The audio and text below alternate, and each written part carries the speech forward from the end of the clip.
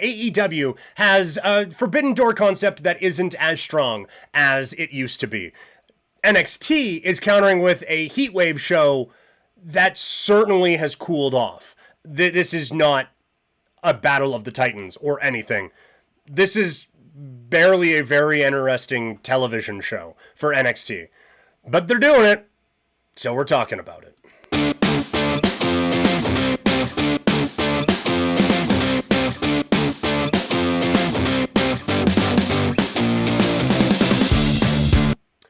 NXT, once again, the sacrificial lamb in the battle against AEW as they go up against a show featuring Hangman Adam Page, MJF, Nigel McGuinness's return, Hiroshi Tanahashi, maybe for the last time on an AEW program, Okada against Swerve, Toni Storm, Mercedes Moné, the return of Cope and Cage, and they are doing so with this Heatwave coming to us on the PLE for NXT. This, like, Heatwave should be, hey, this is a big Tuesday TV show for us. Put it on the CW. This is going to be, like, it's not a PLE, it's not a standalone whatever, but we're going to put this in the...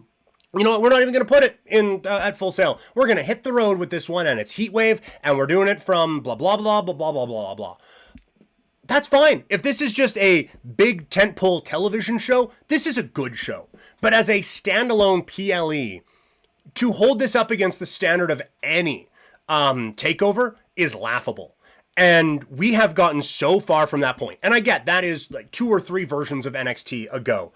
But NXT used to be the brand that when they're on, you know you're getting something. You know you are getting a big wrestling show, an exciting wrestling show. You're going to get an unbelievable program. And instead now, like, nothing on this card stands out in any way. These are all definitely wrestling matches. And that's about all you can say about it. Jordan Grace against Blake Monroe.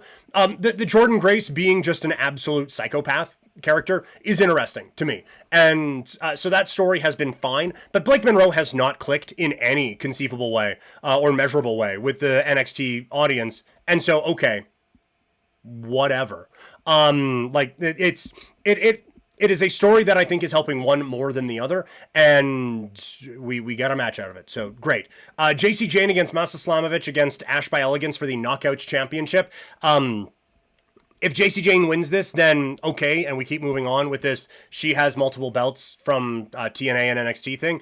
Or the TNA belt goes back to TNA and everything's fine. Like, this feels like a one-off regardless of what happens with it. And I'm not all that interested in it right now. Jada Parker, Kalani Jordan, and Lola Vice at #1 contenders match is really fun. Like, I think all 3 are very talented. Lola Vice popping up on Triple Mania on the weekend. I think there's a lot there. I think Kalani Jordan...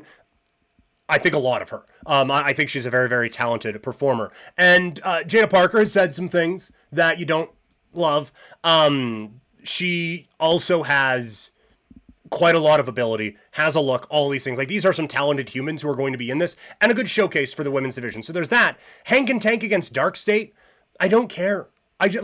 The Dark State has ramped it up by attacking people, but then they're cutting promos in the back, and one guy's entire gimmick is that he's unaware of double entendres. Like, that sucks. So this doesn't feel all that great. And then Oba Femi, Javon Evans, and Trick Williams will be fun. It's a match we've seen before. And, like, if Oba loses and he's up to the main roster, then fine. But I just, like, none of this is standing out as I am so happy we are getting this. This more feels like I said, it's a TV show more than a premium live event. And it is another case where WWE right now is just flooding the zone, trying to take away from AEW.